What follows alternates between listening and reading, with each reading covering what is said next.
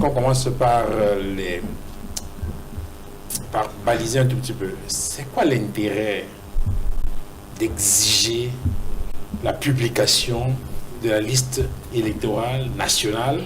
Pourtant, comme on l'a entendu de l'avis de certains experts sur les questions électorales, il y a déjà des listes communales. Est-ce que cette compilation des listes communales par les partis politiques ne donne pas une idée claire de ce que pourrait être le fichier électoral national? Pourquoi aller au tribunal pour une affaire qui, de l'avis de certains, peut paraître banale?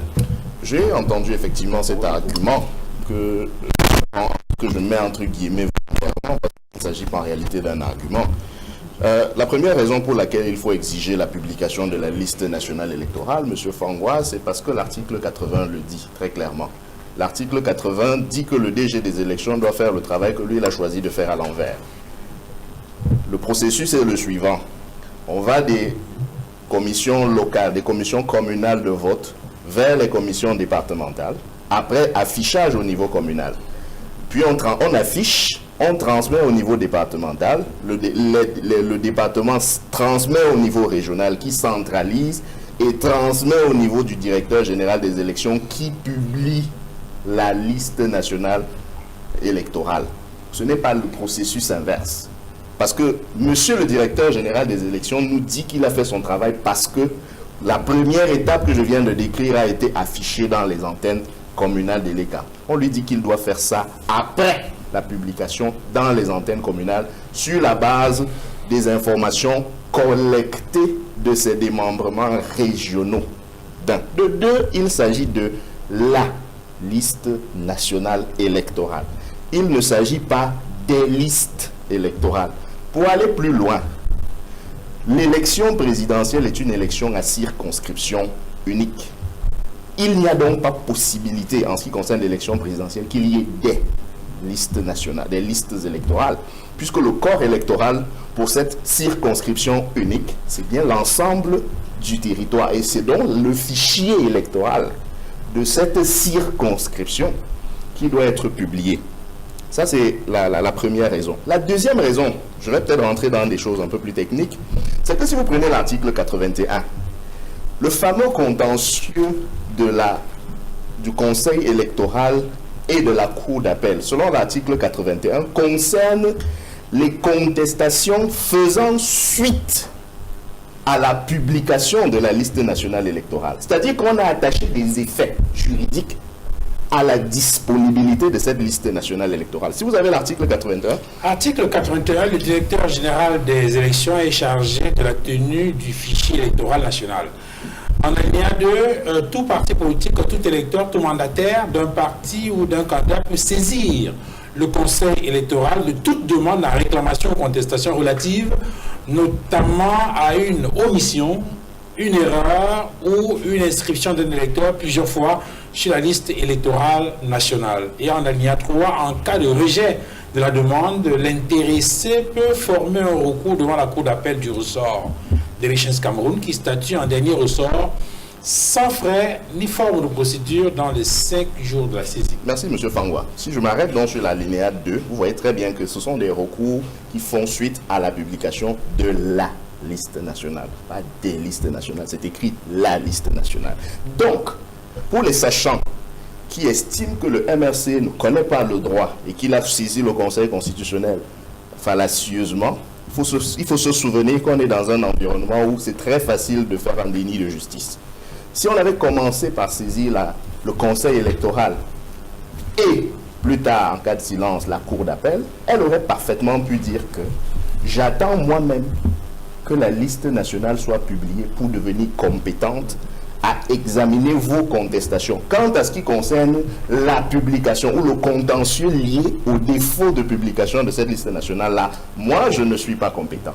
Donc, quand le Conseil constitutionnel, et c'est là où je mets de l'eau dans le vin de M. Kamgia, l'intérêt, l'avantage qu'on peut tirer de cette décision du Conseil constitutionnel, c'est que le Conseil constitutionnel a complété l'alinéa 2 de l'article 81 en y ajoutant le contentieux de la publication de la liste nationale électorale. Les conseillers du Conseil constitutionnel étaient saisis, non pas de contestation relative à la publication de la liste nationale, qui est un cas de figure faisant l'objet d'un vide juridique, mais plutôt à l'effet de demander que cette liste soit publiée. Et ils nous répondent en disant que ce n'est pas à eux de le faire, c'est au Conseil électoral qui, s'il ne le fait pas, peut voir sa décision déférée à la Cour d'appel. Donc, nous avons une jurisprudence qui comble un vide juridique qui existait avant le 21 janvier. C'est-à-dire que désormais, il n'y aura plus de conflit négatif de loi ou de compétences sur cette question-là.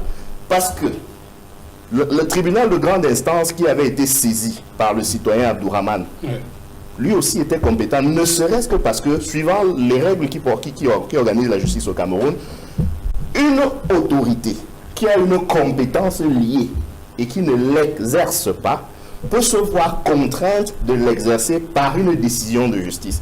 C'est ce moyen-là que le citoyen Abdourahmane avait choisi. Il a manifestement compétence, même comme le tribunal dit le contraire. De toutes les manières, en ce qui concerne la question de la publication de la liste nationale électorale, il y avait trois voies de droit ouvertes. La première, celle du tribunal de grande instance. Même comme le juge du tribunal de grande instance est déclaré incompétent, sa décision pouvait faire l'objet d'un recours. Le citoyen Abdourahmane a simplement choisi de ne pas relever appel. Donc, à l'état actuel, on ne peut pas parler de jurisprudence, mais simplement de décision de justice. La Cour d'appel aussi est compétente, après le Conseil électoral, mais dans un cas de figure qu'il restait à clarifier. Et puis enfin, le Conseil constitutionnel compétent parce qu'il est compétent de sa propre compétence. Je vais faire un stop pour expliquer en deux mots ce que ça veut dire. Dans la hiérarchie des normes juridiques, au sommet de la hiérarchie, on a la Constitution. La Constitution, c'est un peu comme un démiurge. Il se sécrète lui-même à défaut d'être sécrété par le pouvoir constituant. Donc, si on se retrouve au niveau du pouvoir constituant, c'est-à-dire l'autorité investie du pouvoir de créer une constitution, il n'y a rien au-dessus. Donc, on ne peut pas reprocher aux constituants d'avoir créé des règles constitutionnelles.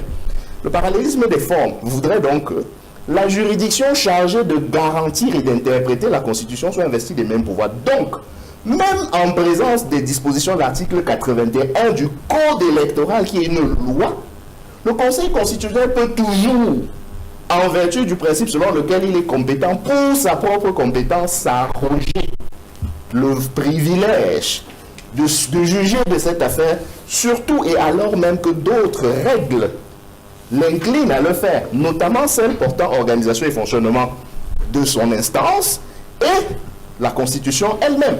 Je rappelle que la saisine qui a été faite, parce que pour ceux qui également veulent donner des cours de droit au professeur Camto, le Conseil constitutionnel n'a pas déclaré le recours irrecevable. Certains ont évoqué le défaut de qualité, comme si on était dans un contrôle, un contentieux relatif au contrôle de constitutionnalité. Non.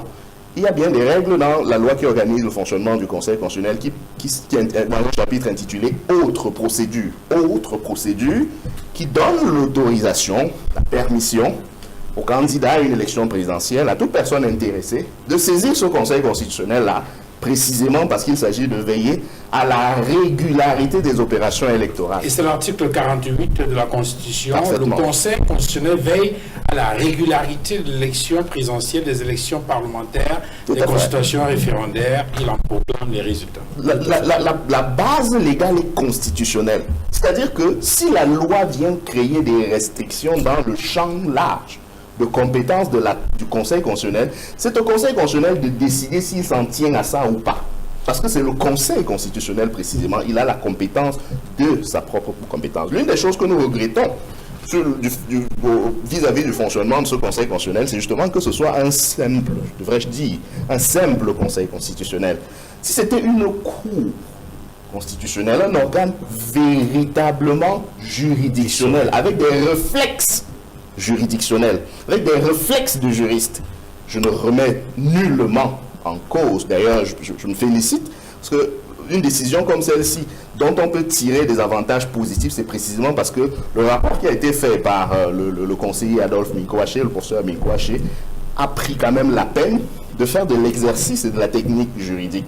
C'est pour ça qu'on peut en tirer, précisément parce que c'est dans les motivations de l'incompétence que le Conseil constitutionnel nous dit qui est compétent.